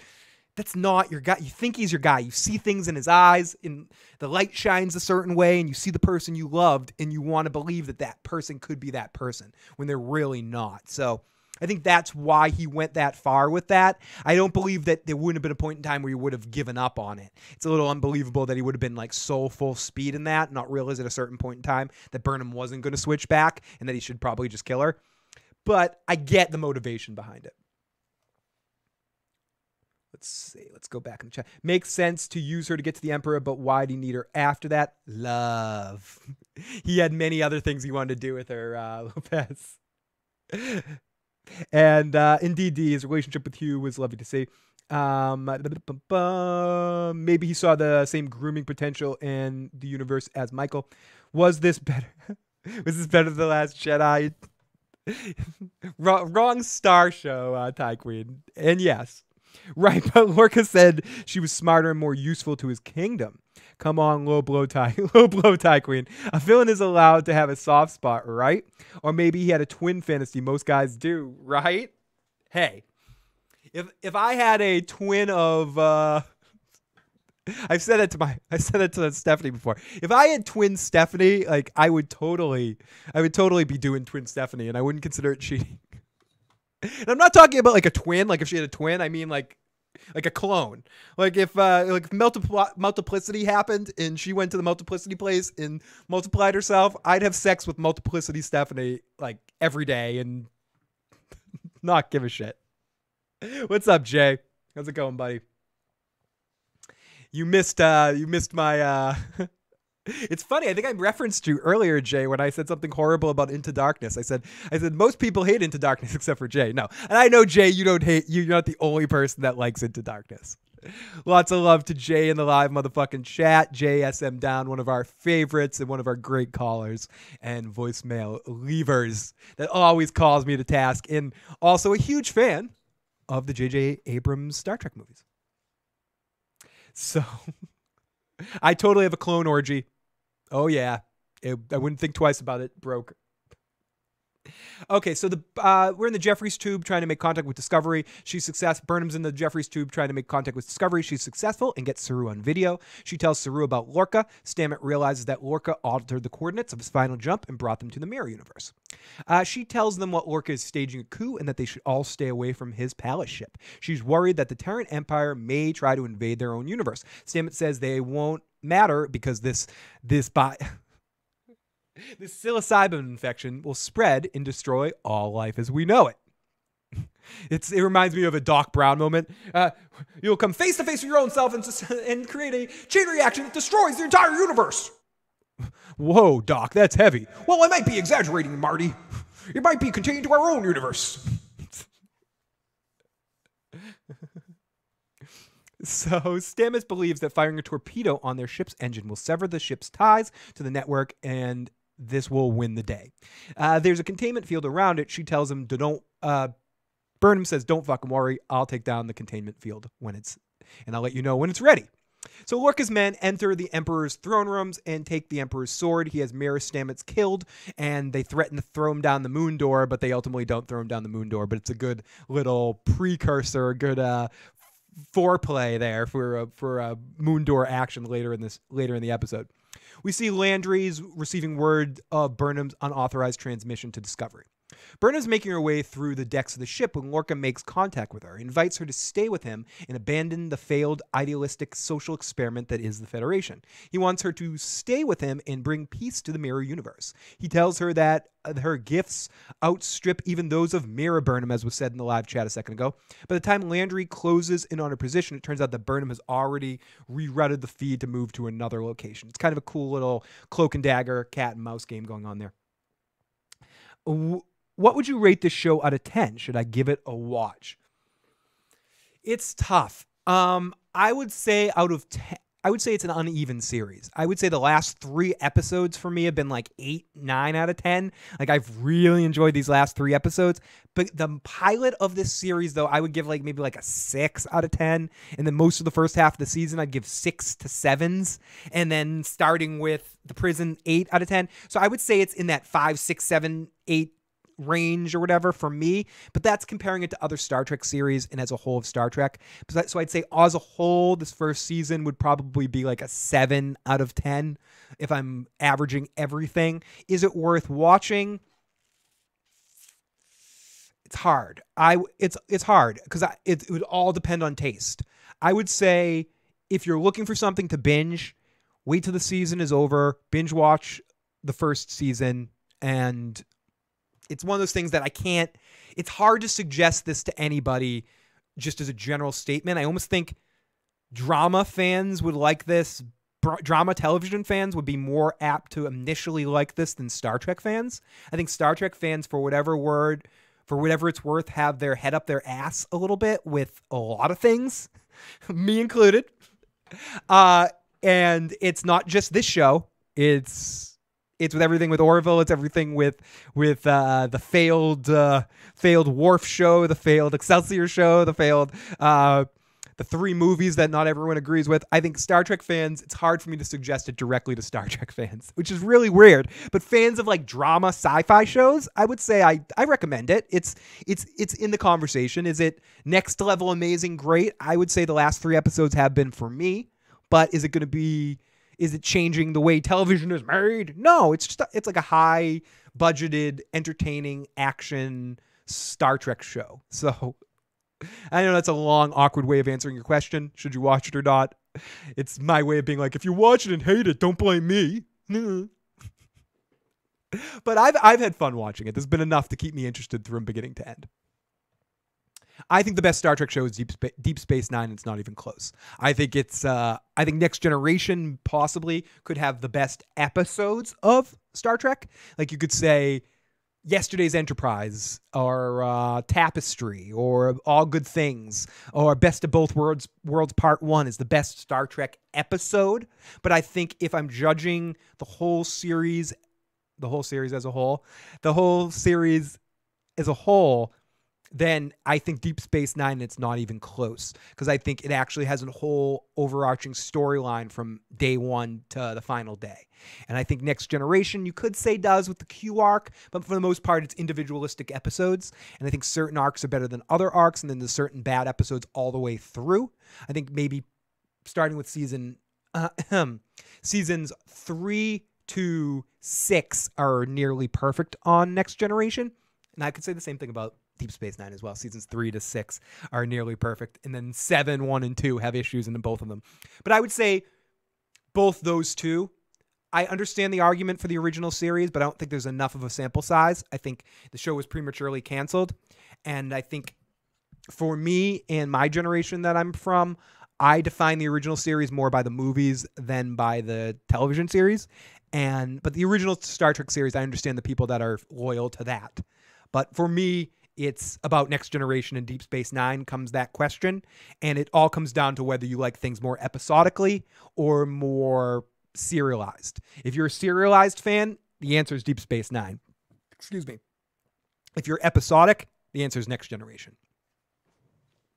So both those answers are acceptable answers to what the best Star Trek series are. Star Trek Next Generation and Deep Space Nine. Any other answer, I think, is wrong. Black Robin says I have to go with Next Generation. Yeah, and again, I can't argue with that. Individualistically, episodes, Next Generation has some of the best episodes. There's ongoing story arcs with Data's quest to become human. I think maybe in some ways you could say that maybe the Next Generation movies take a little bit of the glow off the rose, the bloom off the rose of Next Generation, because the last 2 movies, some could say the last 3 movies, and some could say the first and the last 3 movies, that there was only one good movie, and even that kind of recanonizes some stuff like with Data. And I think the movies definitely, the Next Generation movies piss a little bit on some of the growth of some of the characters of the series, specifically Data. They needed to like recreate Data from the movies where we get the life forms This is little life forms. Where are you? Like Data automatically is like rewinding and being a child again and stuff. And I know it's because he got his emotion chip, but I don't know. I think it was I think the Next Generation movies are a little.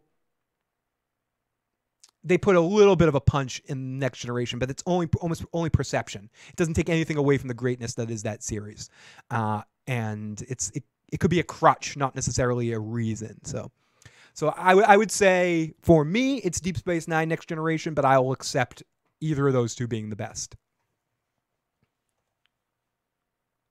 STD was infectious. It grew on me. You can tell that Phil didn't like it at all because he didn't do podcasts on all the episodes. That's true.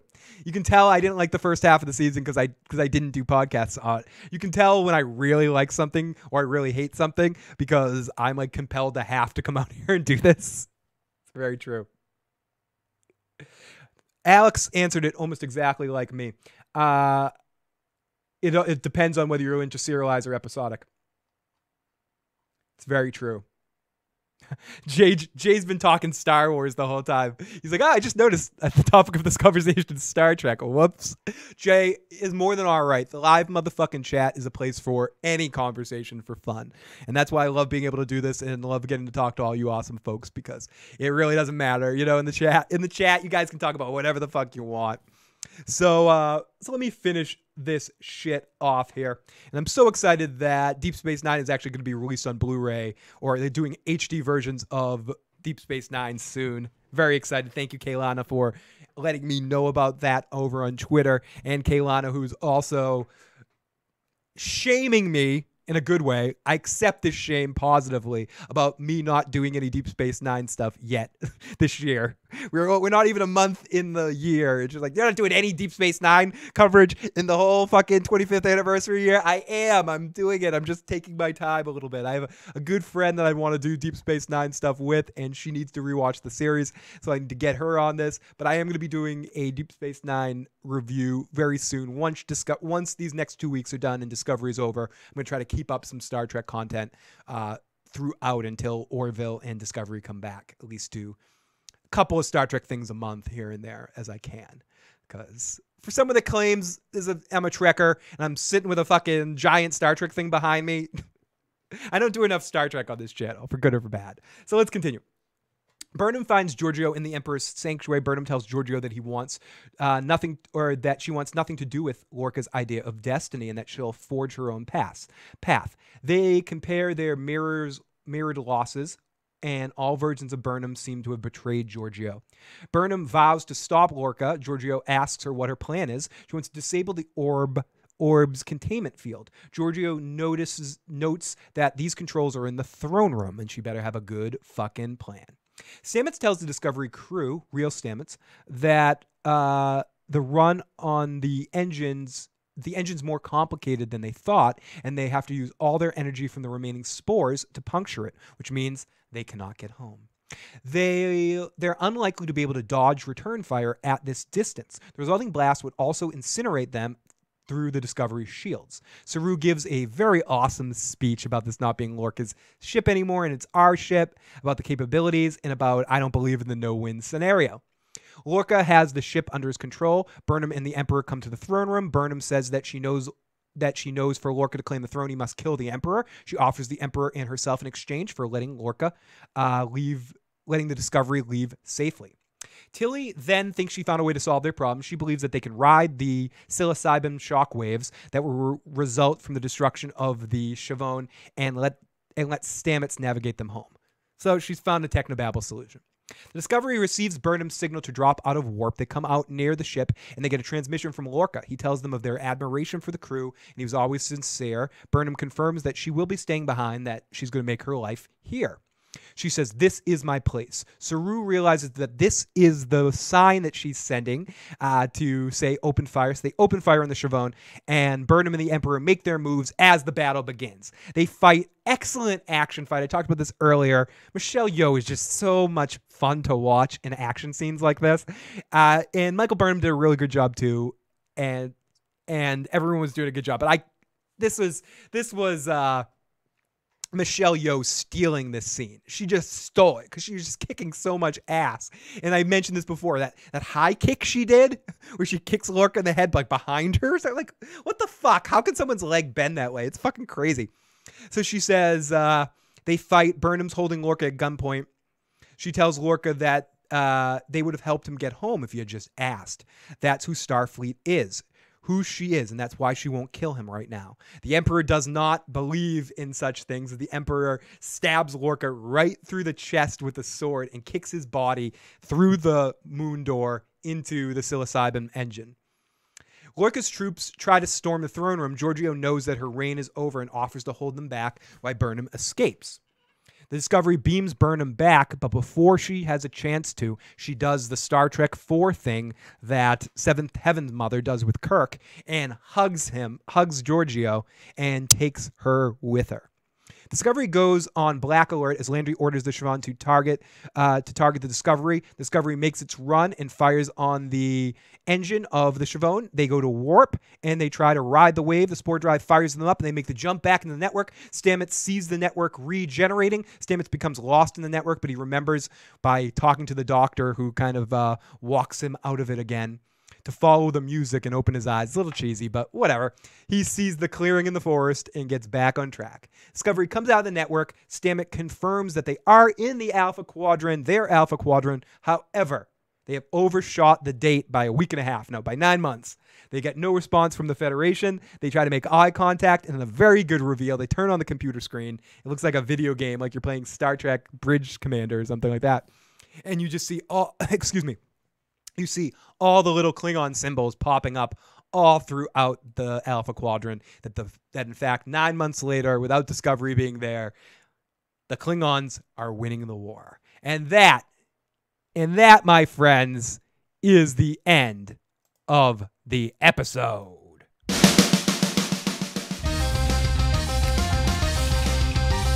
Yes, the lady with the whales.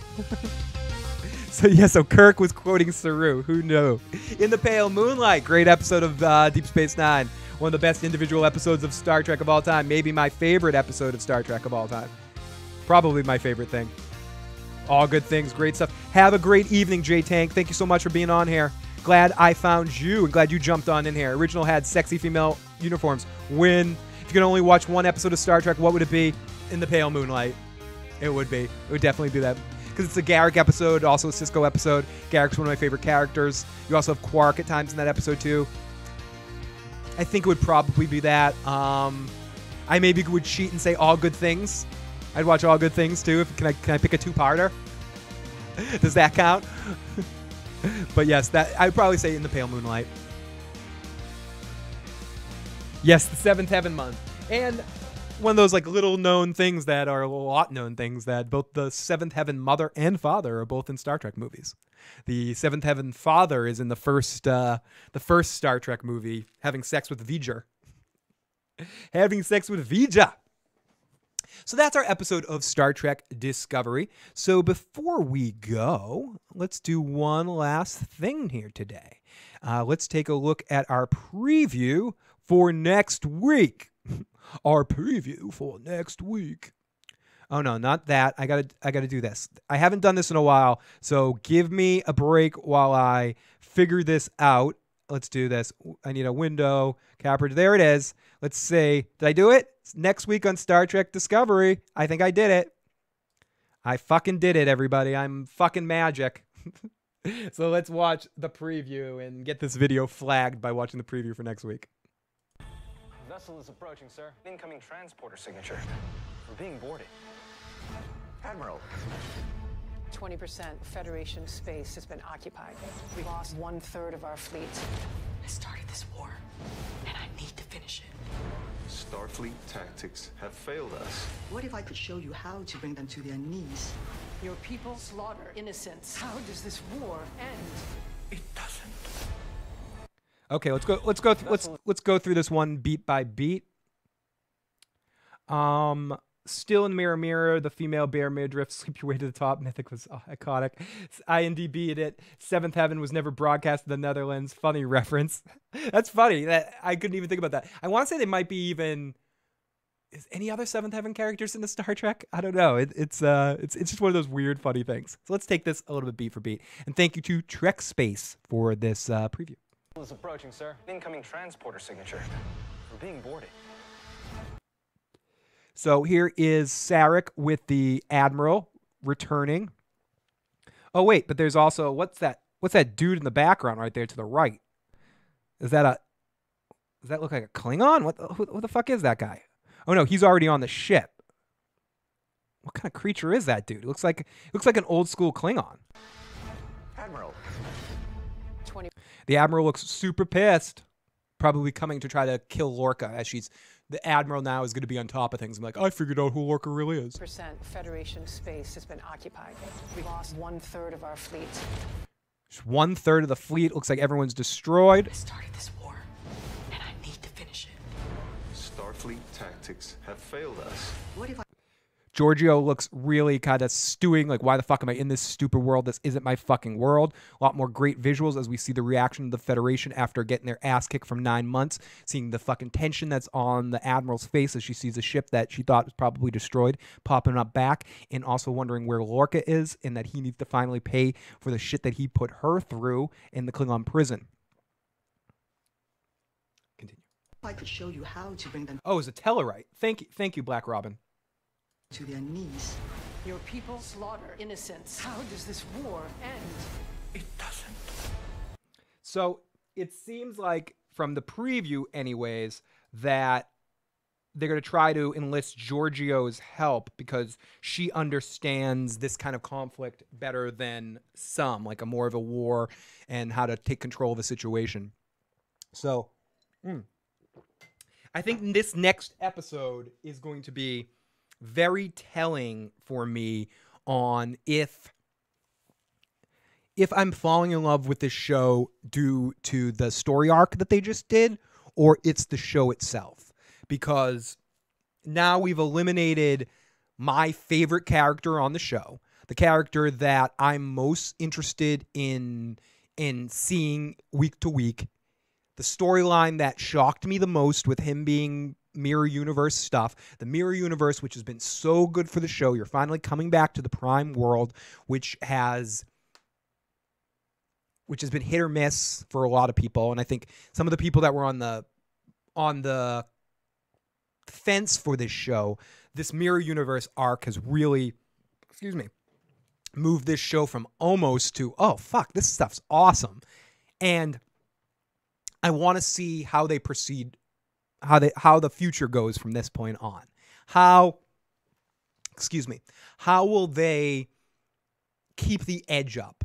And I think the edge is they're going to be in severe danger. Like the Klingons are going to be around every corner, like pushing them in. And so you're seeing the Federation in a point where, I know this is before it, but again, like during the Dominion War, where the Federation was ready to, with like Section 31 everywhere, and have Section 31 destroy the whole planet of shapeshifters and stuff. Like you're going to see some intense stuff from the Federation and how they're going to be dealing with this loss and how they're going to have to turn things around with Discovery's help and the spore drive and all of that stuff. So it's going to be very exciting to watch these final 2 episodes and see if they can keep up this intensity and keep up the awesomeness that I'm feeling for this show right now, because it's not necessarily going to be an easy thing to do. And I just can't wait to see them try. So let me start to wrap things up here. Go to the live motherfucking chat. Looks like bullshit. A Tellarite. The 7th heaven. Motherfuckers. We got a text message. Love Giorgio. Love your show. This is from area code 774. Area code 774. Love Giorgio. Love your podcast.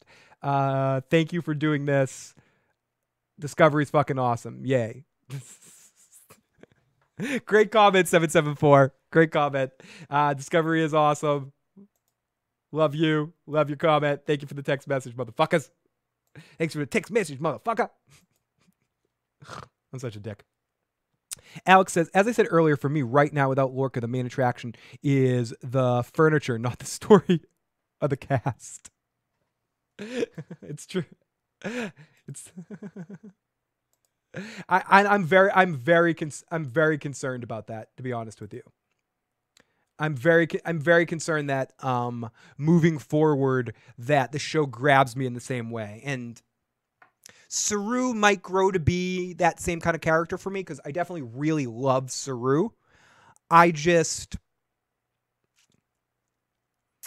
don't know. It's just going to be hard to simulate that kind of edge. And I don't think you necessarily need to have it in these next 2 episodes. I think it's more of a problem leading into season 2 on what the big thing is going to be in season 2 with the big characters, another big like scene stealing character like that.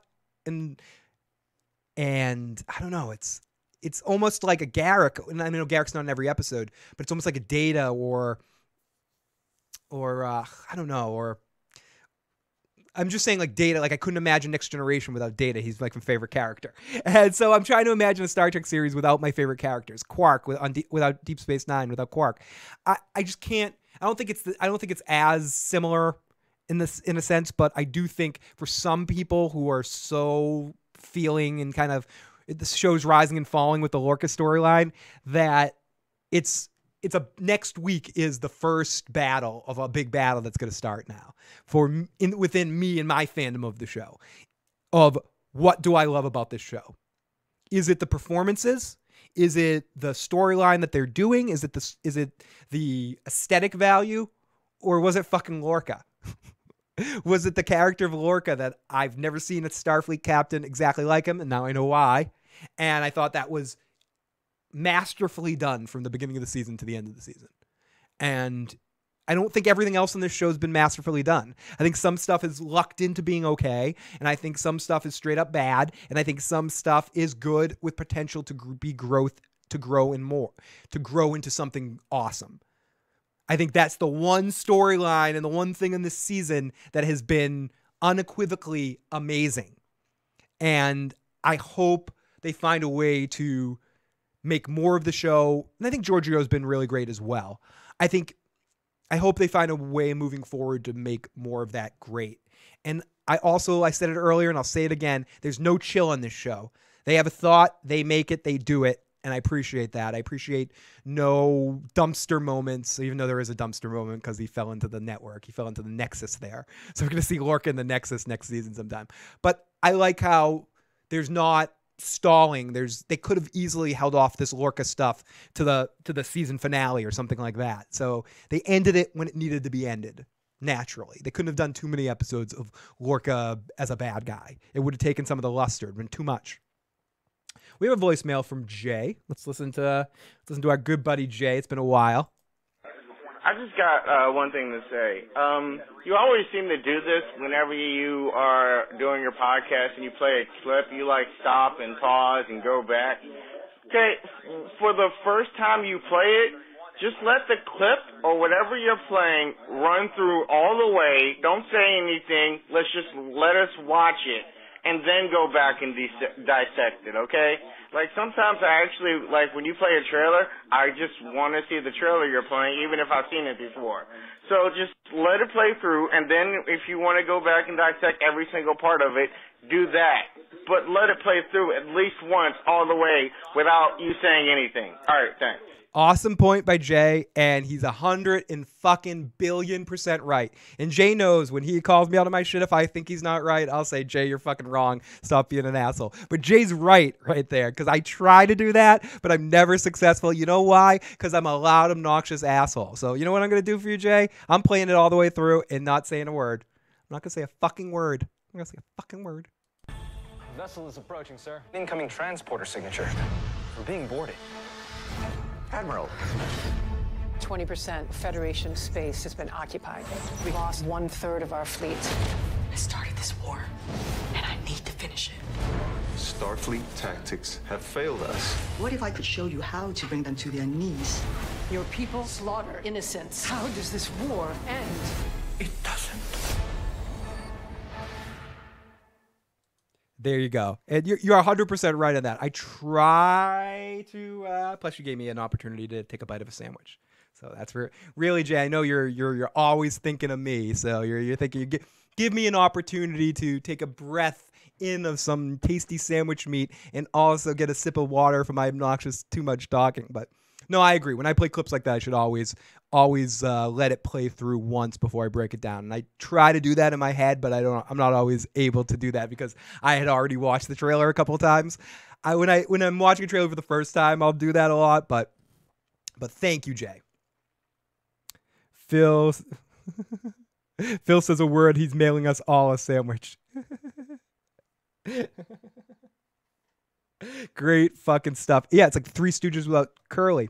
I've been binging in the last month TOS, Enterprise Next Generation, most of it for the first time. As a Babylon 5 fan, I'm looking forward to Deep Space Nine. Yes, I think you will. I think at the time that they came out, there was all this, did Deep Space Nine steal Babylon 5? That they actually gave the treatment to Babylon 5 to the Star Trek company to be like, hey, guys, you produce this series? And they're like, no, screw you guys. Oh, actually, we have our own series about a space station.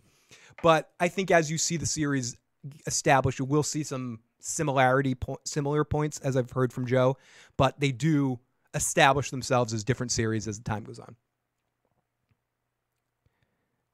And turn the Klingons into humans.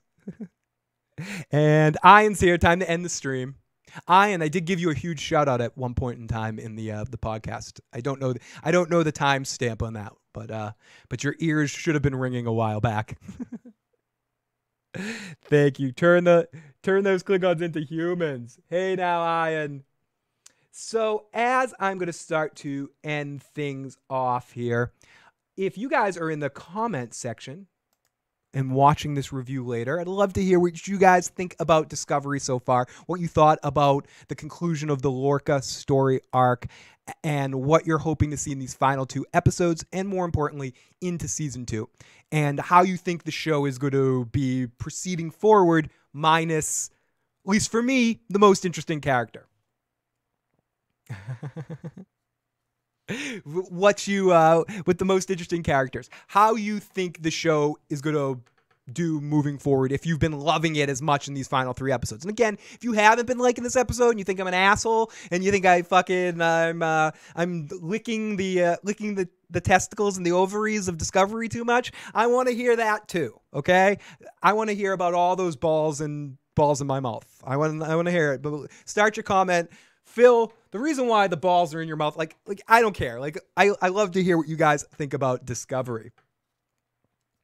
And everybody, as I'm starting to wrap things up, if you haven't already and you like this video, hit the like button, hit the subscribe button.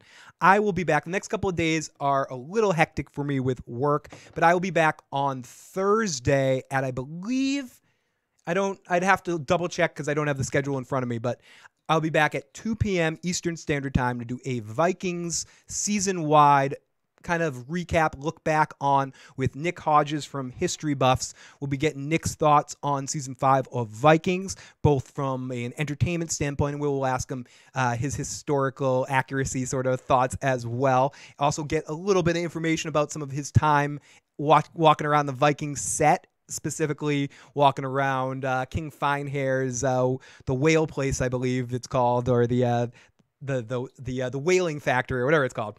And so if you have any questions you want to get in for that Vikings cast, or any questions for Nick, you can leave voicemails now at 781-990-8509. Again, that's 781-990-8509. Also, feel free to text that line. We'll also be taking voicemails and texts live that day.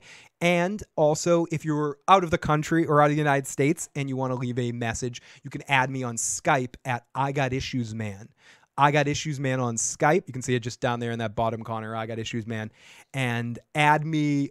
I'm like, oh, down on that corner, where down there, and add me on Skype and just leave me a voicemail there, and I can play that on the air as well. So definitely, hopefully, see some of you guys on Thursday for that podcast with Nick. Make sure you get any questions you want in on about Vikings. But basically, we're gonna just do a highlights, lowlights, kind of overall thoughts about the season and taking any questions you guys have. So definitely check that out. I work. Can you do it later at 10 p.m. on Thursday? I cannot, because Nick and I are dealing with time zones because he is in England. So it's going to be 7 o'clock his time and 2 o'clock our time. So that's the only time we can do that particular cast on Thursday. But will be plenty of nighttime casts coming up soon. Also in the off season, I'll be joined by King McKay to talk about Vikings as well, probably a little bit closer to the start of the next season. So we'll do a little bit of a preview for season 5B. So I hope you guys will check out Thursday's cast if you can. And if not, you got some questions and you can't make it, leave your questions now. Again, you can call those hotlines or Skype me 24 hours a day, 7 days a week, and leave those messages. Let's kick in the live chat 1 second. And and here we go. This reminds me of the joke about 30-year-old driving past the high school to reminisce repeatedly. Lorca actor could be lying about that too, lying about not coming back. And now that Lorca is gone, I hope they at least won't press the reset button altogether and go back to episode 1.